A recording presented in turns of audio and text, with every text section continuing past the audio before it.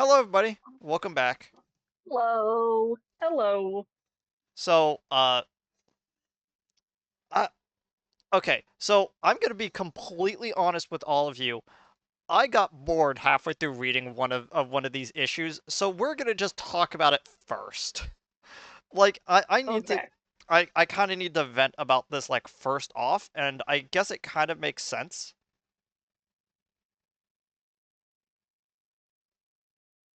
Oh, Which okay. of the Knuckles comics are we talking about? It is actually not the Knuckles comic. It is Oh, is it the Joffrey one? no, it's issue 45. Okay, so issue 45 features the long-awaited question mark return of Moby, the cave Mobian. Mm-hmm. So The Cave Mobian of indiscriminate species. yeah, although it is very Tasmanian tiger, you know. Yeah, the poor thing. Okay, so just to start off, uh the script is written by DeCesar, and you instantly kind of tell because it has this like kind of like older Sonic comic vibe, you know? It's a very Yeah. classic feeling like comic like right off the get-go. With art by Manic, so it very much feels like an older issue, probably one that would have actually come out around the other time that Moby showed up. Not entirely sure which one that would Mm-hmm. be. Off the top of my head. Think maybe issue 32. I think it was around If there or you give something. me a second, I can double check because I think you might be correct. Because I think that's the one where the cover is where like Sonic and Sally are dangling off of like the rock face. I think that specific comic is the one that's there because it introduced the yeah, there we go. Like he's right on the Yeah, cover. because he's right on the. Yeah, 32. You're correct. Okay, so Robotnik wants to get rid of the jungle, not specifically not the forest, but the jungle that is nearby because he doesn't like jungles. My mind immediately went to issue 17 where he went to that island to find the like robotic King Kong character. Apparently that Mm-hmm. doesn't count as a jungle because it's a little bit too tropical. I'm not entirely sure how. Maybe that might be why he doesn't want to go to the jungle. Because every time he goes to one, everyone beats him up. So halfway through this issue, I kind of blinked and realized that I was halfway through it and went, "Oh my gosh, what have I actually been reading?" Um, and then okay, so the entire plot is that they want to warn a group of simians that live out into the forest because they're guerrilla fighters, haha. Yeah. And they're over there trying to get them to understand what's going on, and it is not working. In fact, they get captured by the simians and they do stuff. Snively, who was piloting this thing that's supposed to clear out all the jungle, finds out that they captured Sonic, and they're like, "Oh, this is cool. This is really cool This is because like." perfect. We can destroy the forest and we can try to kill him again. And then Moby shows up, and he kind of helps them get free, and then he's gone. And I'm like, wait a second. So the recap at the beginning of this issue and him being on the cover leads to him doing a single page of action and him standing around in the background, and that's it. Cool. What a great use of this character. Hmm. It makes me kind of remember why I feel so exhausted whenever I see Moby as a character because I'm just like, oh yeah, they don't use him for anything. Honestly, No. it's better that they don't use him for anything because it's kind of a boring character. So, Well, also, we've seen what they've done with Rotor's character, which isn't much. So, I Moby might as well be a main character at this point. honestly, I really like what they did with Rotor with in this issue actually, where it's like, okay, Sonic's tied up the whole time. What does Rotor do?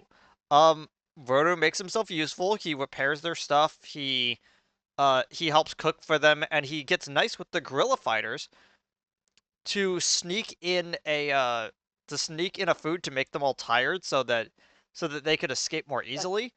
And it's like that's kind of cool. Um, yeah. but because it really does show that like he's very like he may not be fast and he may not be strong, but he's very quick on his feet when it comes to like Hmm. with when it comes to like making up like things on the fly. And it really does show his intelligence in that sort of way. But at the end of the day, like that's not really it's not really it's so hard to say. Rotor is not the best written of characters, and as the series goes on, Nah. they keep finding ways to push him further into the background. Uh, Yeah. okay, I'm gonna skip way to In a fact, plot they that's like, invent new ways. let me just skip And to a they have, plot. Oh, you were saying?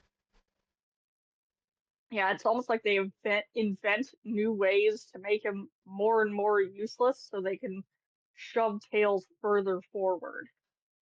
I'm gonna just skip to a plot point during Ian Flynn's run, but there is this council which is full of a lot of the like older characters that are around, that were like around in this era of the comics that create like a council of elders effectively, Hmm. and it always felt weird that Rotor was never on that council. I feel like that if Rotor was the head of that council, it would work so much better because when he starts to butt heads with Sonic and Sally in that like storyline, it makes a little bit more sense because Rotor has more things to think about, but they don't want him to be the bad guy, so instead they make Hamlin the bad guy and it just like falls apart plot wise. It is unironically like one of the most unsatisfying like parts of that like whole like storyline. Oh, I just realized something. One second. It, there you go. He was on the council. Oh, he was on the council. Weird. Um, Yeah. I was like, oh, I think that's wrong. I think he served on the council and then he resigned because the council was becoming super fascist. you know, it did feel like that, and it almost feels like that it would have been better if there was a little bit more of a contention between Rotor with new responsibilities and Sonic, but I guess they really didn't want him to become a bad guy, like even in a political sense. So they just made a Hamlin the bad guy, and it just does not work. Well, it was easier to make Hamlin the bad guy, to be quite fair, I mean, he was a because bad he guy. was always kind of like that. I mean, he was always kind of the bad guy in the Sally miniseries, but Yeah, he's justified but with him being kind of mad. it just gave Rotor less to do. Yeah, again, one of the most disappointing parts about the Influence run is he did not utilize Rotor well, and it always felt To weird. be fair, no one did. Yeah, to be fair. Anyway, we're gonna talk about oh right, Sonic vibrated the machine so hard that like a bunch of nuts and bolts fell out, and then they're defeated. Again, it's kind of a Hmm. boring issue, and I don't really have Yeah. anything against it. And me kind of liking what they did with kind of like what they did with Rotor kind of helps, but it still only would put it up to about a would put it up to about a silver for me. Yeah, I'm thinking low silver. Once again, there's nothing wrong with the issue. Yeah, There really isn't. and again, I mean, it's the issue as intended. We get to see a new area of the map, which is always good. Yeah. Everyone's doing something except for Anton. Yeah, So it's business as usual because someone has to be left out. this is why when I was really hesitant to give like anything above a silver to like a lot of the comics, I think the first time we like sat down and definitively said this was a gold issue is issue 18. Like it took us a Yeah, while to get to a good issue. They're mostly just average. And when I say and this we're gonna feels start very to hit those classic more Sonic, often. I'm not saying it's bad. I'm just saying that it feels like those first like 100 issues where Uh there huh. isn't a lot going on, but I'm enjoying it, Yeah, you know? like there's nothing, like there's no Joffrey here, so it has to be a silver by default. Yeah, speaking of Joffrey, let's move on to issue 46, which is not a Can we Joffrey just issue. cut? Are we gonna talk about? Oh, or we're gonna talk about the B sides We're gonna talk altogether, about the right? B-sides together. Yeah. Okay, I thought so. So, I was very confused when I saw the front of this issue where it's very close up on Sonic and Joffrey's faces as they're like wrestling with each other. I think Joffrey has to tell Sonic something is what he needs to do. I think he needs to drop the act and tell Sonic how he really feels. I don't know why the line from Clone High came into my head. I don't feel like watching football tonight. I wanted to change channels, but I'm scared. It's like that. Thank you, Kennedy. Uh, Oh, every single line that that voice actor does is just gold. It's yeah, great. that's Tom Kenny, Well, voice of yeah, SpongeBob. he's good. He's good at what he does. Okay, so instantly, I'm saying this right off the bat, and this is gonna sound really awkward. I gave this issue a gold. Like, it is You know probably, what? You know what the even more shocking thing is? yeah. So do I. Okay, so the reason why I wanted to state this from the beginning is that I was deceived in thinking that this was actually a Joffrey issue. Joffrey shows Yeah, up, and he is the main, like, focal point of this. This is probably some of the best characterization that both Uncle Chuck and Antoine has ever had in the comics up until this point. I know, right? It's like I was like, oh, it's like, well, it's really great that we see Jules for like the first time. It's really awesome. And it's like, oh no, it's Joffrey. He's doing Joffrey stuff. And then Anton comes behind with a steel chair.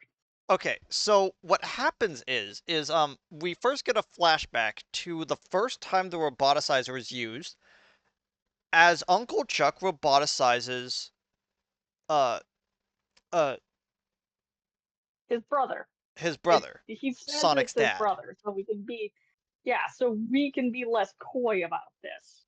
Yeah. And for some reason I'm just I blanking on his love Jules's yeah. character. Jules. Yeah. Jules is his name because I love his character. For some reason I He's thought you were so talking cool. unironically, I'm like, I don't think that was Hershey's name. It was like I don't think No, it's not Hershey's but name. we also see There Hershey for the there first is time in this another issue. Yeah.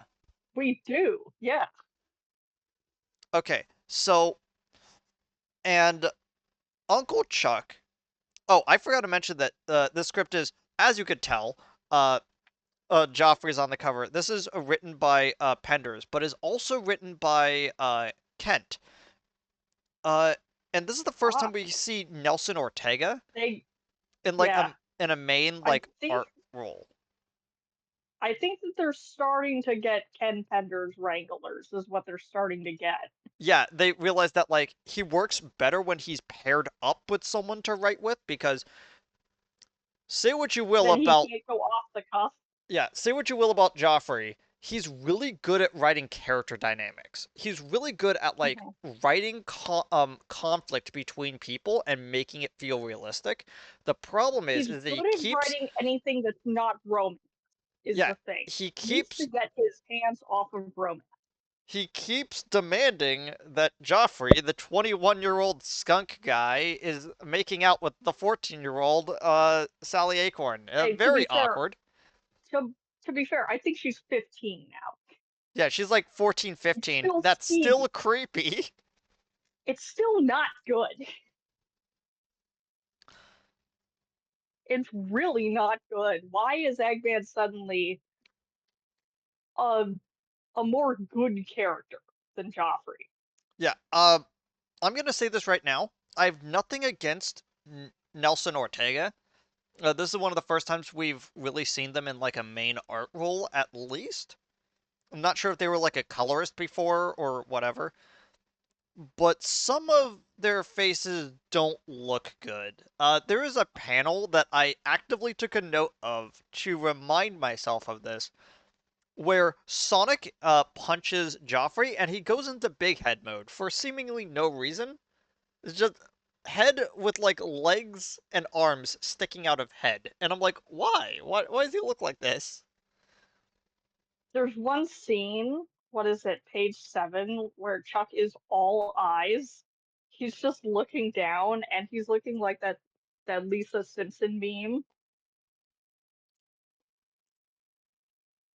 So Y'all got yeah. games on your phone? It's Um, a good one. so Chuck for most of this issue is lamenting the fact that he created the roboticizer. And in doing so, realizing what he has created, distance himself from, famous inventor Sir Charles.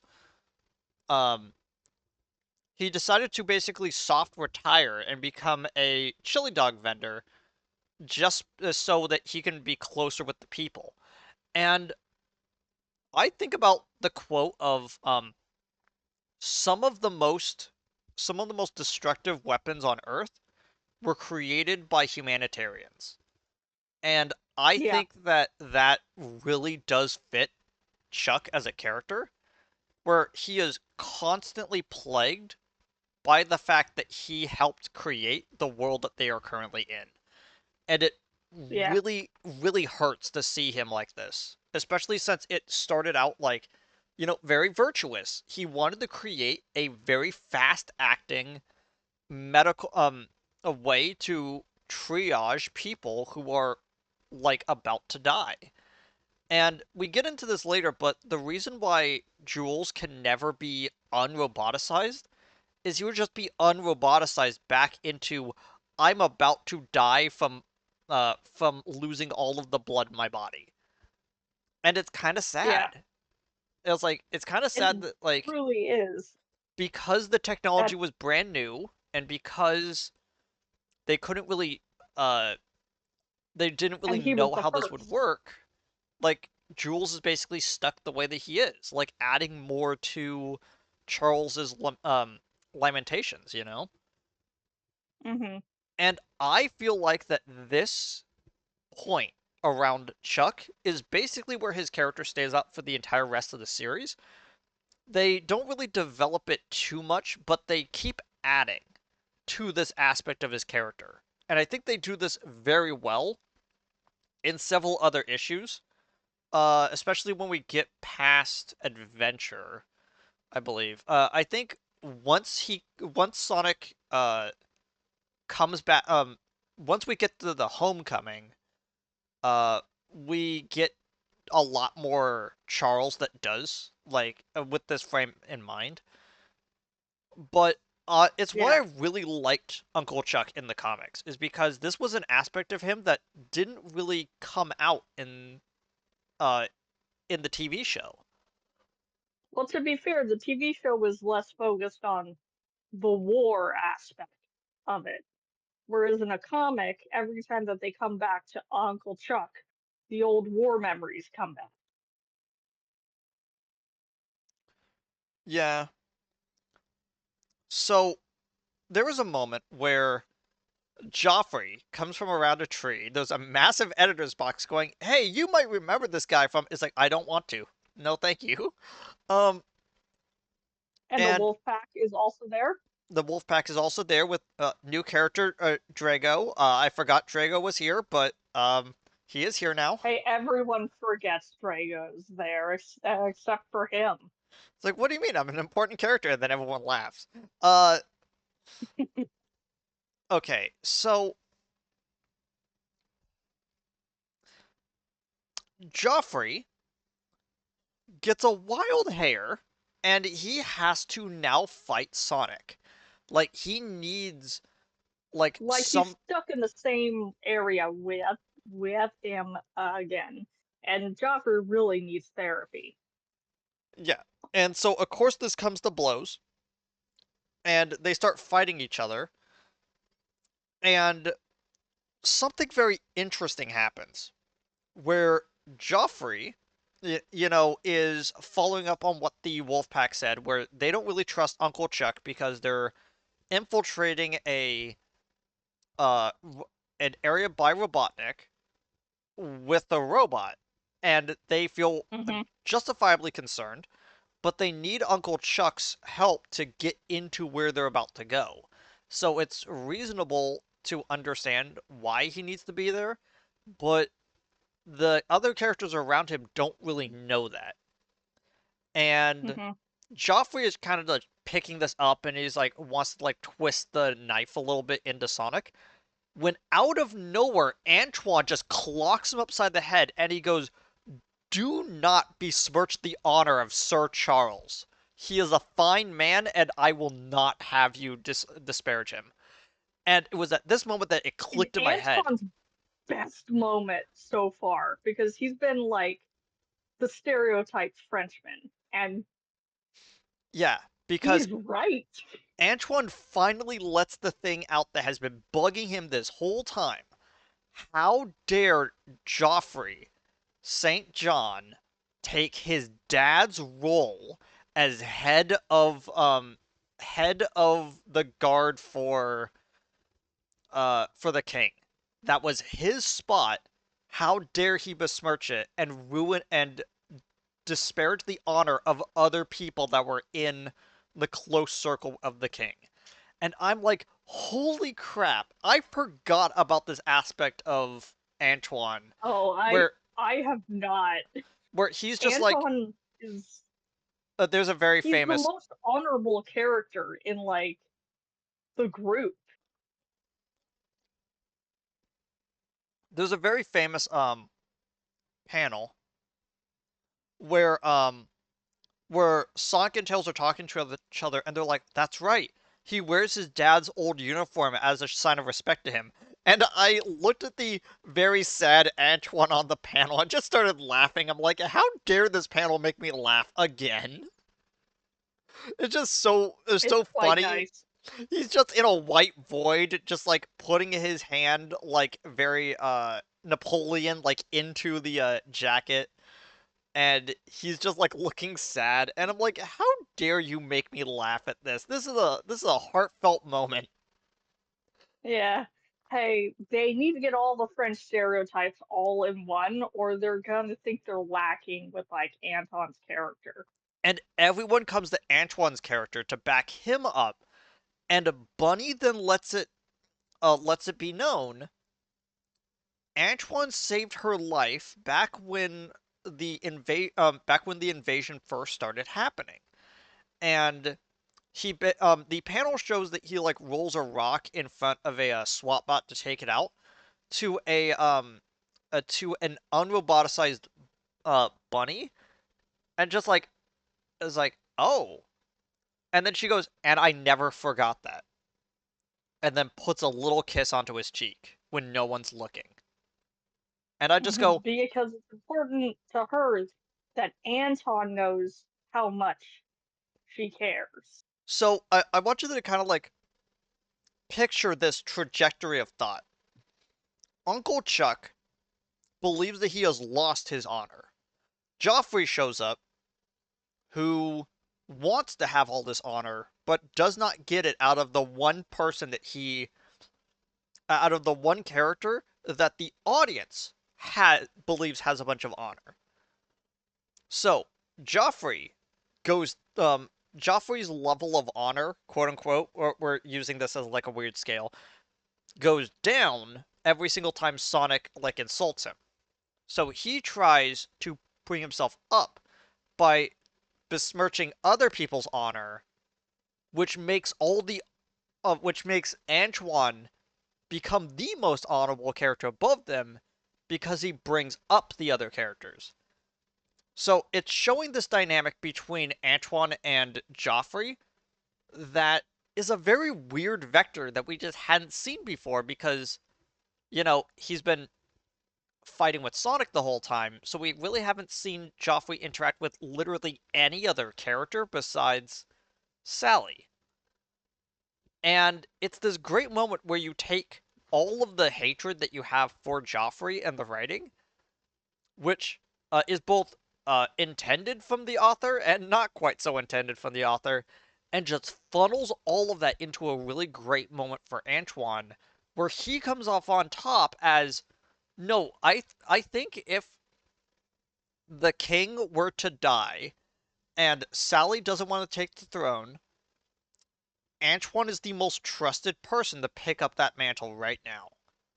And it's a Yeah, very interesting feeling to suddenly go from, oh yeah, Antoine, the gag character, the guy who is using the law to his favor to keep Sonic in prison out of out of for a petty reason, or uh he's too scared to really do anything in the TV series, so he constantly has to like put other characters in front of him so he doesn't get hurt, into what you see in this issue. And again, it's like it's really cool to see Antoine in this light,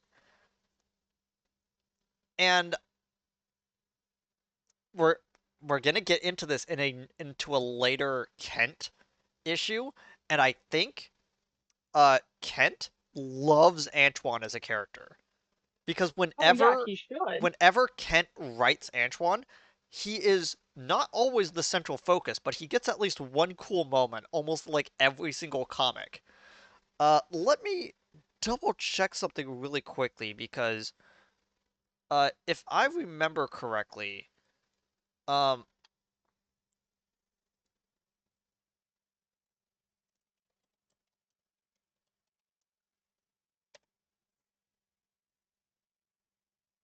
I needed to double Is it check in to the see. world tour or is it in classic? Uh, no, he was not on to it. It was actually a Carl Bowler's issue, but that's beside the point.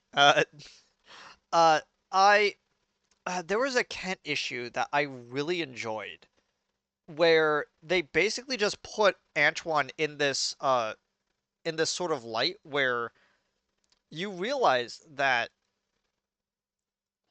it it it involves okay, it involves Antoine basically saying, I have romantic feelings for Sally. I'm not fraternizing with her because she's my boss. And And he's very smart it's this about really cool that. moment where where he basically almost tells to Sonic, but I think he says it in his head where he goes, Sonic, the reason why we're different is because I actually keep my promises. And it's like, ouch. Uh, it's a But neat you know issue. he's right. Anton's right, and he should say it.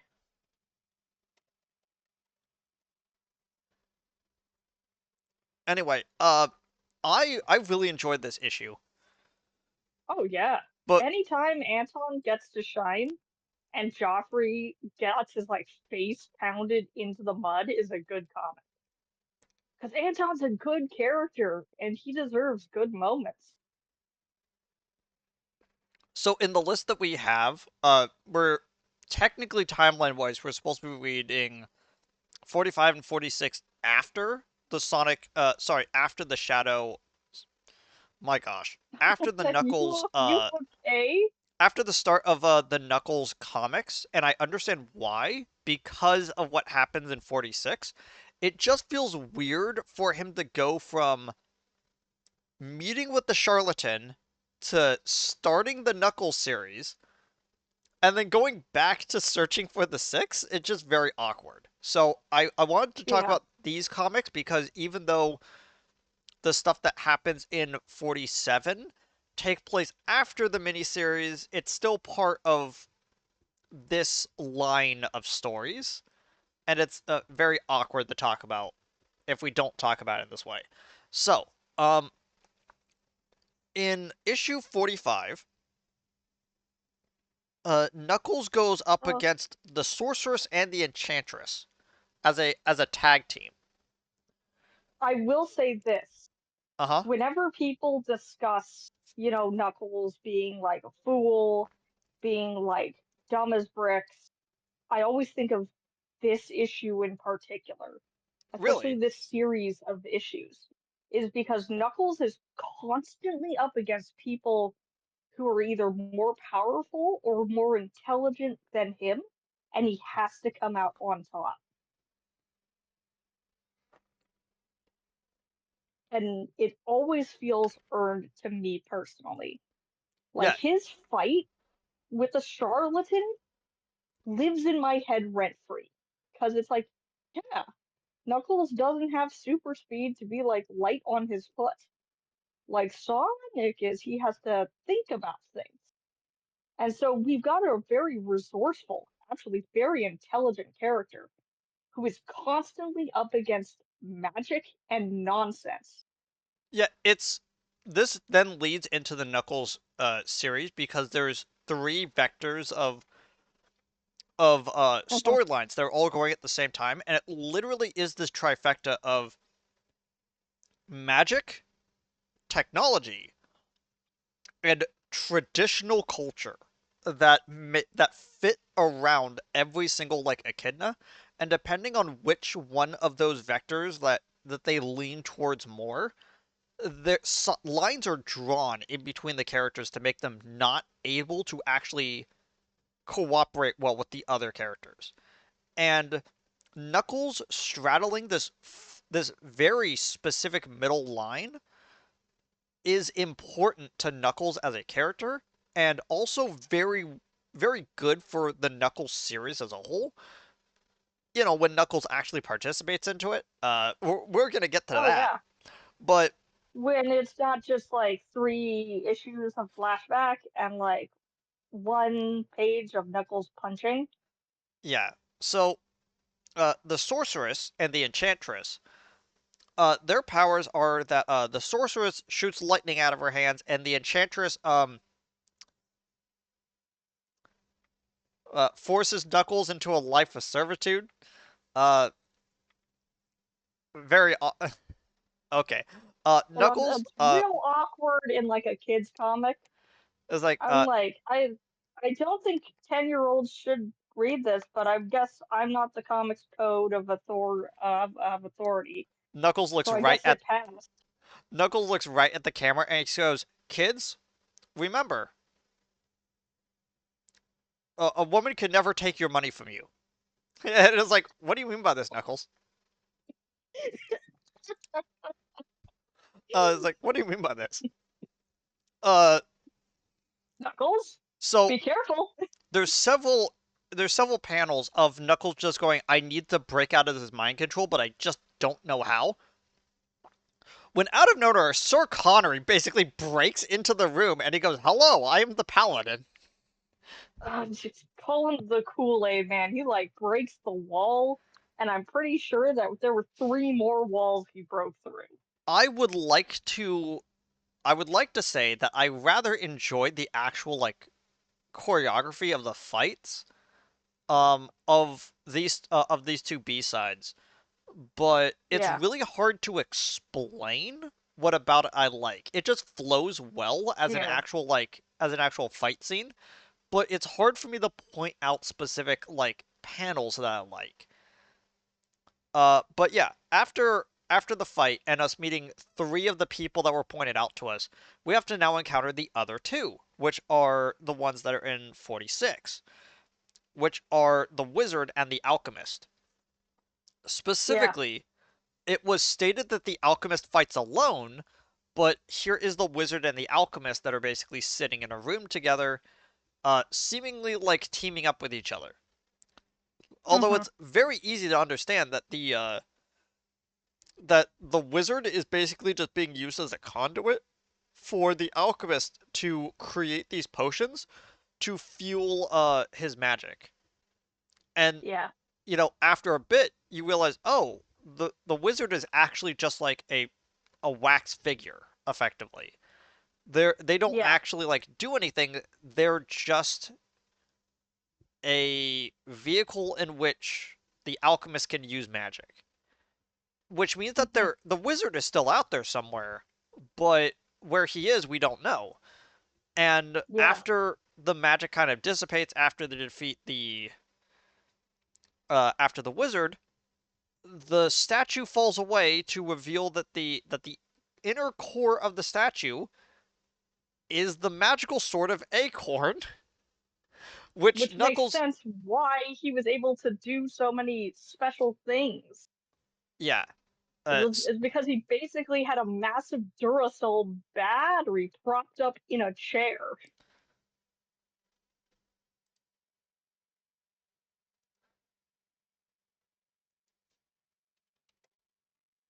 But uh, yeah, like Knuckles going up against the Six is like such a good showcase of his character as a character yeah, itself.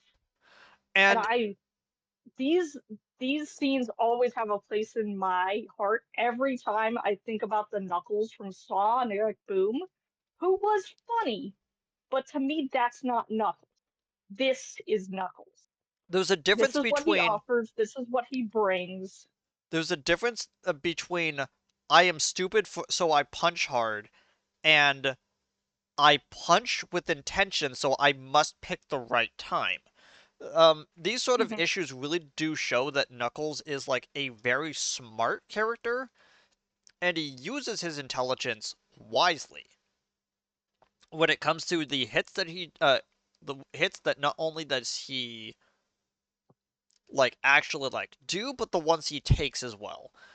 And Mhm. honestly, I think that there is no better lead in to what is effectively the counterpart to the Sonic series, the first issue of the Knuckles series. So Man, it I is, can't wait until this series gets like decent. yeah. There are some parts of this series that are good, but we haven't even hit the decent issues. So Mostly because there's a character missing from Knuckles' roster and a wholly anti colorblind Batman. so They got the red on red nonsense. so what originally started out as a mini series turned into the Knuckles series. This mini series is technically called Knuckles: The Dark Legion because we get introduced to the Dark Legion. Um, the best way to explain this is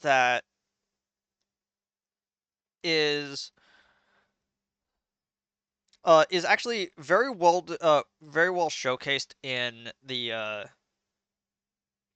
flashbacks that are shown throughout the issues. So I'm gonna just like right from the get go.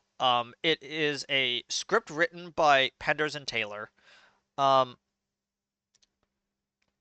and art by three people. So we have Gallon and we have Bowlers on art, which I'm actually surprised to see Bowlers on art. I always thought of him more as a writer, so it feels weird to see him on art. But this is also the first time. I think this is the first time that we see um Andrew Peepoy.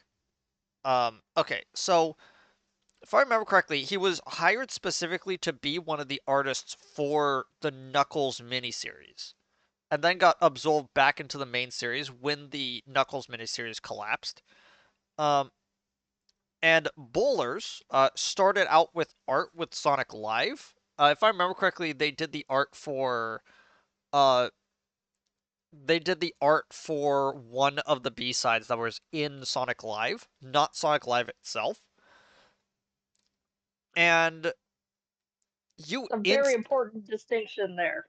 you instantly feel Bowlers' use of Marvel shading the second that he comes on. And it's like, oh hey, look at that. Someone who Well, worked in especially Marvel with the Comics, you flashback don't say. scenes. Yeah, Yeah, especially with the flashback scenes, because the flashback scenes are a bit more cinematic, I would say, than the Silver Age nonsense going on in the current day panels. yeah. Actually, now that I think about it, there is actually a very distinct, like, different Marvel vibes. Let's just say, in between things like the beginning of the Knuckles series, which I think has immaculate shading, and Well, we some say Marvel vibes, but there's also hints of Superman in this as well. yeah, and I feel like that Silver Age, that there's two different vibes to Silver Age Marvel. There is issue 23 where we basically have the Galactus stand-in, which is very like Yeah. golden Uh-huh. Silver Age Marvel. And then there's Locke walks into a room, everything's in shadow, and you see just his eyes, and your brain just goes, "Ooh." It was like, It's like when we can't fully see his beard, he really does look like his kid a lot. And it also, Dimitri is name dropped again. okay, so the backstory behind the Dark Legion is that Edmund and Dimitri had two sons. Dimitri's son's name was Medicare, and Edmund's son was called one second, Steppenwolf. Right. Yeah. I always forget his name because it's like no, that's the DC character. It's like wait a second, they're named after the same Oh, person. no, Uh, you're right. You're right. You were correct, but it's also this guy's name. okay, so I just wanted to ask one simple question: how does teleportation with the ants work? Is it just like a smoke screen and they appear somewhere else, or is it more that they are actually like in one place one time and then like genie poofs them over to another location? Because I've always been I always confused. assumed it was chaos magic. I You okay, for the know, longest time I thought uh the ants actually made them invisible for a little bit and then like they ran over to the area, but then there's later the scene uh it could also be where that the where ants are in like a hive mind thing, yeah, and they can just transfer consciousness into a different ant. I okay, so Well, that sounds like something Ken would do. the way that I explain it is that it's basically like a visual teleportation where it's I need to see the area where I'm going to be able to jump to that location because Archimedes shows this off like a little bit later where it's like I can't just teleport somewhere that I don't know where I'm going, but at the same time he's able it's kind of like the movie Jumper, if you remember that one, where it's Yeah. like it's like if Uh-huh. I have a picture of the location I uh could jump to, I can visualize me being there and then create a localized wormhole around my body to just go there.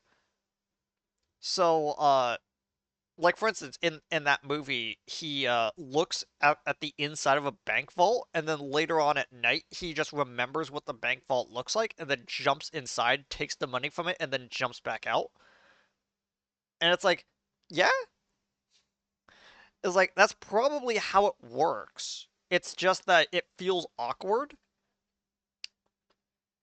because it's only now that I realize that that's how that worked this whole time. Yeah. Okay, so let's get back into what the actual backstory is. We're sorry for the weird tangent. So you have Steppenwolf, have Medicare, and they are watching the whole like court procedure going on, and and Medicare clearly does not like what happened to his dad. To the point where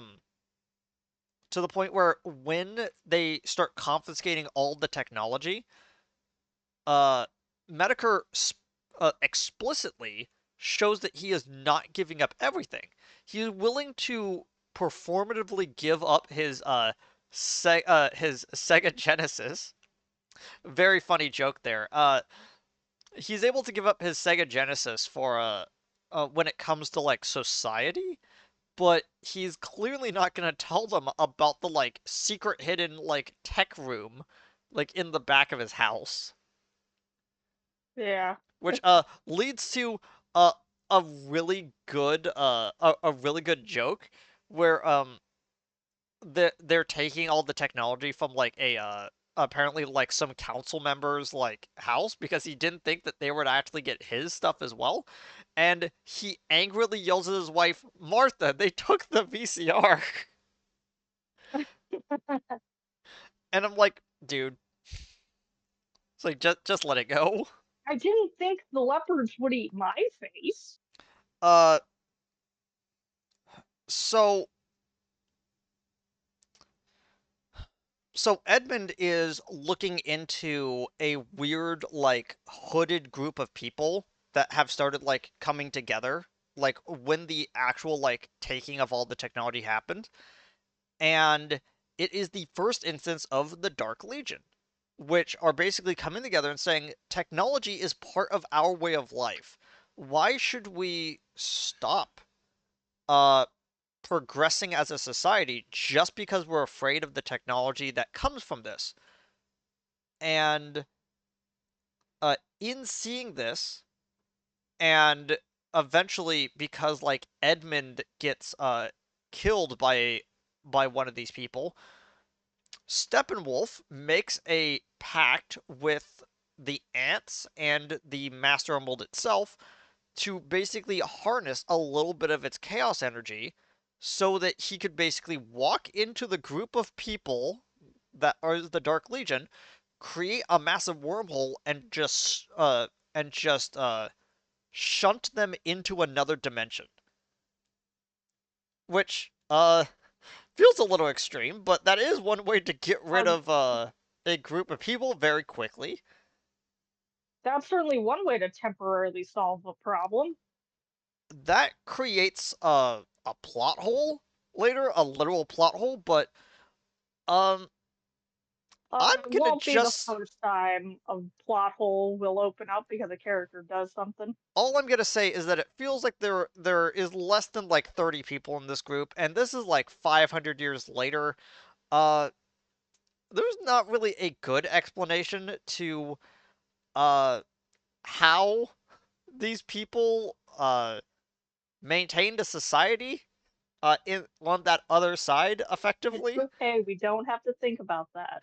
Uh, We don't have to think about any of that. let's just say Unless you want to say that I'm gonna just say that the they may only have sealed their own problem. maybe, but I will say finding out that the masked leader of the initial Dark Legion was Medicare, like no duh, but like it's just Like, how else did you think that this was gonna go down? uh but yeah, this basically just forces a lot more of what Edmund was wanting to do to reverse course. And specifically, I did notice this. Edmund was absolute when it came to the tech. He did not want it destroyed, he didn't want it taken apart. He wanted it stored away for later. That is an incredibly important thing because it, shows this dynamic between all three of the like vectors. Edmund is not anti-tech. He's pro-traditionalism. And like that's the fascinating part about it is that he is in that vector. His son becomes the vector for like magic. And everything about the Dark Legion is heavily towards technology. And this triangle, again, like always keeps coming up whenever like Knuckles' stories, written by Ken Penders, always goes. And I'm gonna just say right now, Ken wears political leanings on his sleeve a lot of the times in these stories, but this is like one of the most like easy to understand pieces of his like political mindset. Knuckles as a character adheres to echidna traditionalism, which is the idea that the echidnas had a very strong connection to the emeralds of the land and what those were about. Yes, it caused them to create really brilliant technology, but the further away from the chaos energy they get, the the more technological they have to then replace to when it comes to their lack of power. Uh, Meanwhile, Dimitri as a character, even though he's affiliated with the Dark Legion, he's a lot more towards the magical side, but also against the Echidna traditionalism. So so it really does feel like the Dark Legion fills that like entire like far like both of the far vectors at the same time when it comes to fighting Knuckles on both a technological and a magical side at the same time. Meanwhile, Knuckles' biggest enemy is actually his dad because he just won't tell Yeah, him anything because he is such a yeah, traditionalist that he will forego like giving his son a good childhood to make sure that he is a proper guardian. It's yeah. why Knuckles is the perfect intersection between all three of these points. Again, I love the way that Knuckles is written in this series, and it's very surprising like how much that I've actually really liked Knuckles in this series. Oh yeah. This backstory is like two-thirds of the actual like Knuckles series, and you'll notice I haven't actually Oh talked about Knuckles yet. well, yeah, because it's like most of it is backstory, and then it's like a couple pages of Knuckles punching people. So I'm gonna just state right now. Let me just write this down. Knuckles number one, Knuckles number two, Knuckles number three. When I realized what this was, it went from silver in like the first issue to both of the second issues being bronze because I just started my eyes started glazing over, just going, uh-huh. Okay, cool. Can we actually get to like what Knuckles is doing though? Because I've read all this stuff before, and it's very easy to understand because we had the story already from learning about it from Dimitri. It's like, why are we Yeah, reiterating all this stuff? And it's like, well, we had to know how we got here. And now that we know how we got here, maybe we can do something with Knuckles. yeah. Eventually. So, Knuckles, apparently before he went out to go find the six, apparently. Uh, At some point. or at some unaffiliated point in the future or past, who knows? It's like Sorry. maybe before he met Merlin, maybe after. Yeah. And wibbly wobbly, we don't know if Ken Penders kept track of time in these early issues. Yeah, I have a feeling that these were written almost immediately after the Knuckles miniseries. Which is why this miniseries then became the Knuckles series, is because it's like, okay, we're actually extending from this. So it's almost like you could have read these after that miniseries or at any time before like issue 50. Um, but I will say, man, okay, so the Dark Legion suddenly are next to Knuckles. Like they are suddenly Hmm. back. It's been like 200, 300 years, somewhere around there, and now they are back on Angel Island, and they're trying to set up an away base as they are trying to re-enter into the normal dimension from wherever they are. Yeah, And of course, Knuckles instantly starts fighting them. The Chaotix then get involved. They then light the forest on fire for seemingly no reason. A bunch of It's probably just to like my guess in that moment of why they burned stuff down, which was actually in between issues 2 and 3, is that they were trying to use a slash and burn method to find the Master Emerald Chamber. I think that's why they set everything on fire. probably. Um. But while all this is going on, Knuckles and the rest of the Chaotix get basically captured by the Legion. And there is a moment where Raga. Knuckles is sat down in front of Kragok, the leader of the Dark Legion. He's got like a cool like cyber eye, and he's got like a metal claw hand. And it's like, hello, He's got Knuckles. a cool costume and a dumb name. It's like, hello, Knuckles. Are we actually going to work together on this? Do you want let him like out of like his restraints? Like we could work together, you know? And then uh Knuckles goes, my catchphrase is it's crunch time. It's like thank you. Thank you for this, Knuckles. It's like thank you for your ever memorable it's crunch time. A thing you always say and never forget to say. You know, it's my catchphrase. I've been using it this whole time. I don't believe you. No one believes you.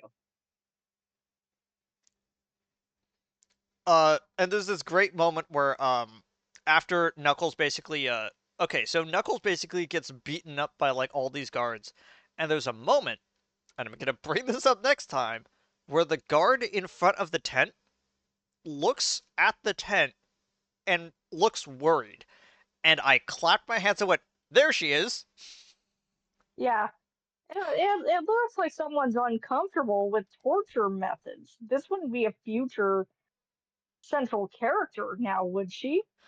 Uh, Because she's also suspiciously gone after he leaves. yeah. Uh, Knuckles then in the brawl gets an outfit and sneaks off with it, and he gets back to the Chaotix, and it goes, okay, guys, I'm gonna let you go. And it goes, how do we know it's not a trick? And he pulls the hood down and he goes, guys, it's me. And then Vector goes, you all look the same. How are we supposed to? Victor, you can't just say that. It's very rude. And again, like it would have that joke would have landed a I mean, lot. he's right, but he can't just say that. This joke would have landed a lot better if Knuckles, when he was putting on the robe, didn't say, "Man, it's a good thing we all look alike, or else this disguise would not work."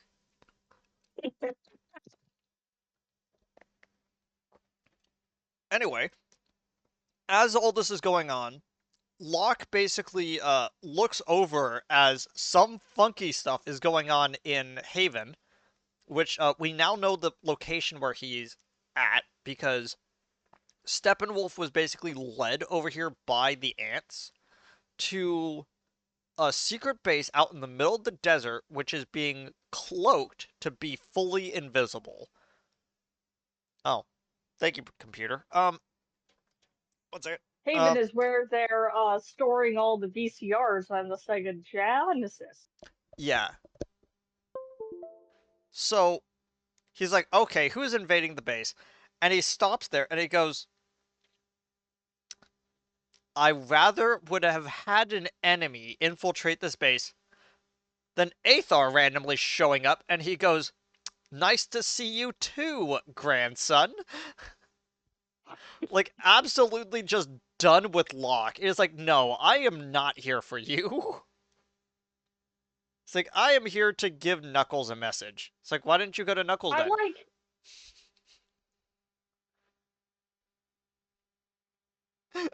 because I've been talking with no with Knuckles. You know, your son, the boy whose birthdays you always miss because you were working. Did you know, Locke, that Knuckles has a great friend? His name is Tails. It's like I so don't care about this.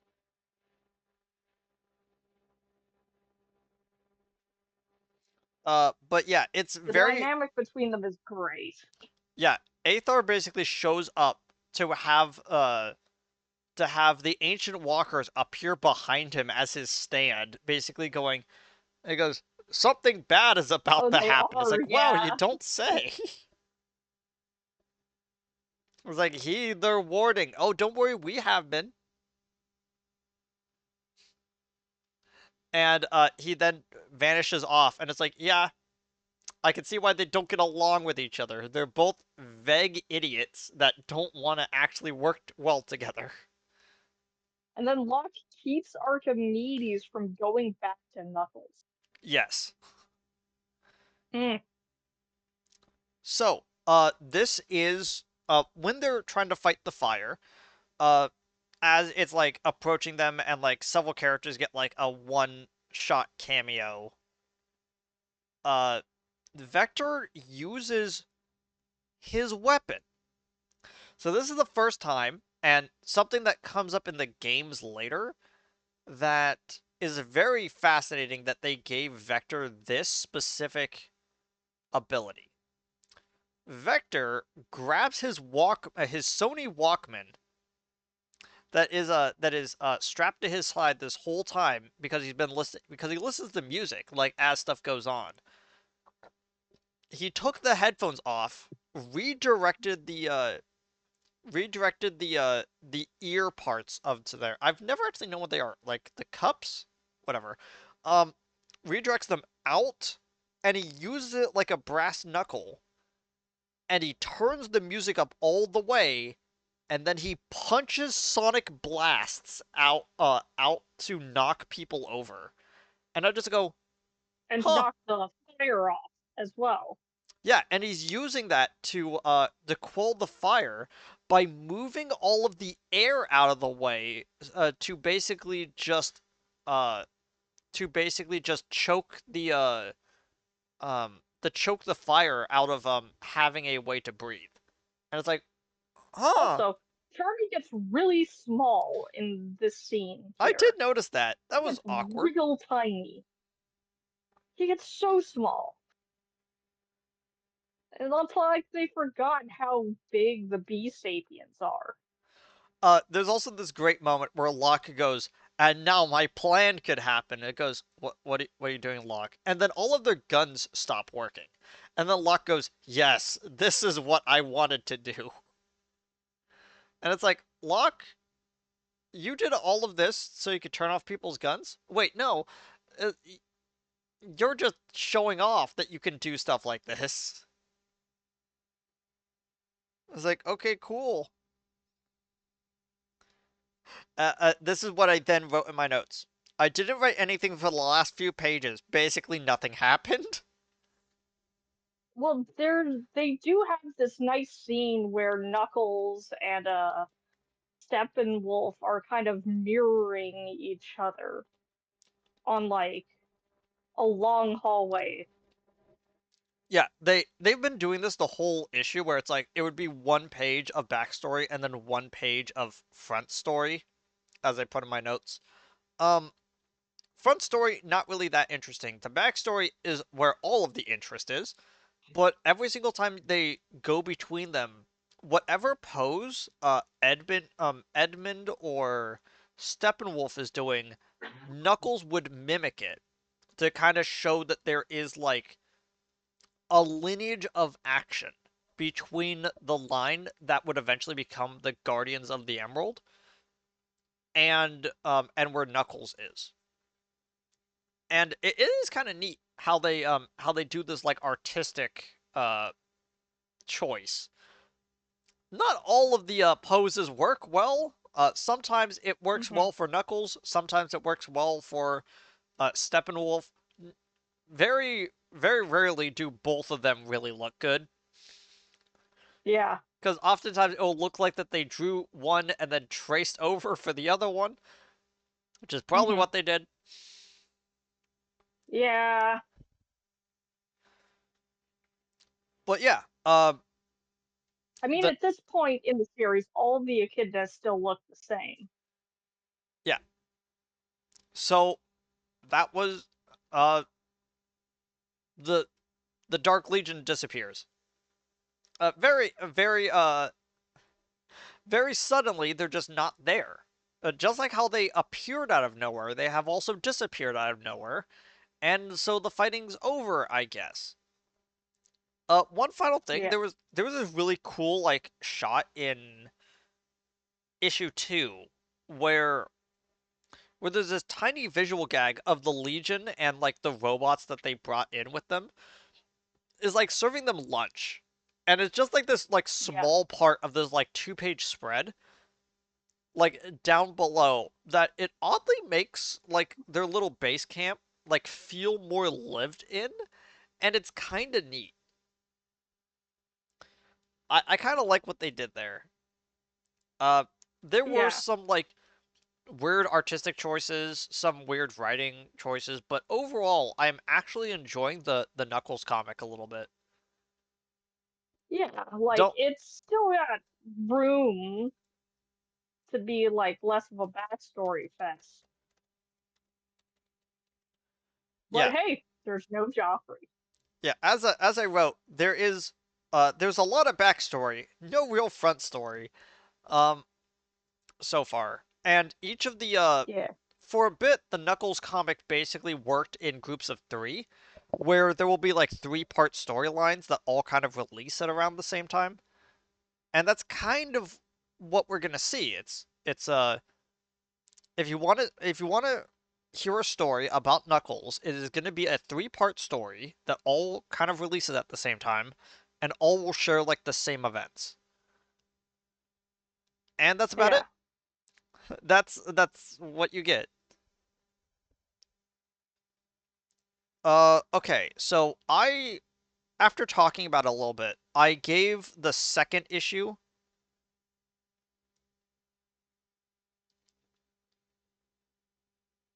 Uh, Was it? okay, so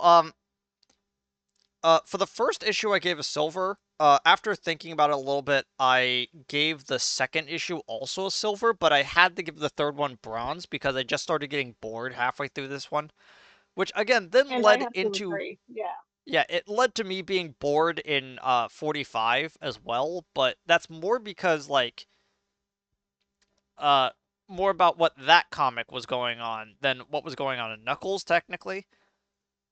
yeah. But you kind of agree with like with those three? Uh-huh. Okay. Was there any other thing that you wanted to add?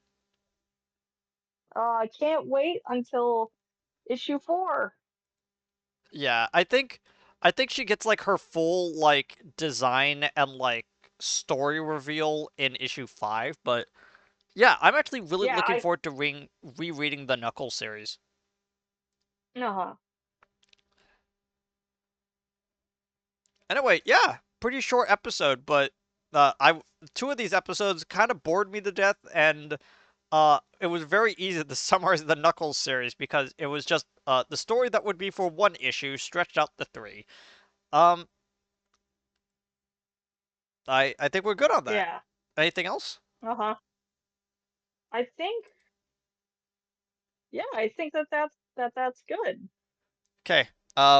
We'll see y'all later, everybody. Goodbye. See, see ya. Bye.